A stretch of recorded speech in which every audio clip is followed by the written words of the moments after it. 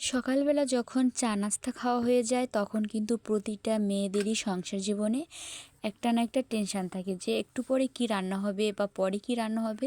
তো অনেকেই কিন্তু আমাকে কমেন্টস করে বললো যে দিদি ভাই, তোমরা তো গ্রামে থাকো, প্রচুর সবজি আছে, তোমরা বিল থেকে প্রচুর টাটকা মাছ পাও, তারপরও এত কিসের টেনশান।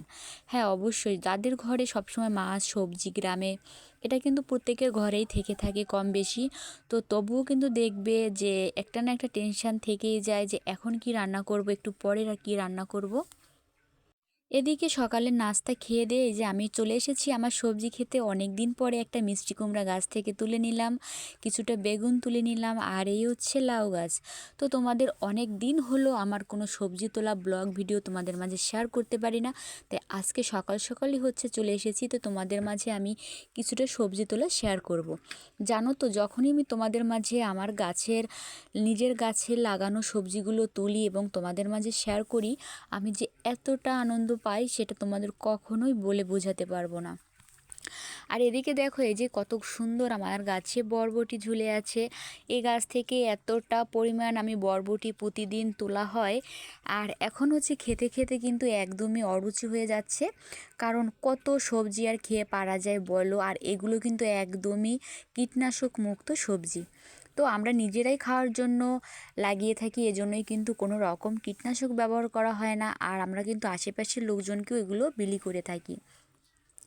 তো শীতের কিন্তু সিজনের শুরুতেই আজকে প্রচুর বিভিন্ন ভ্যারাইটিস সবজি তুললাম।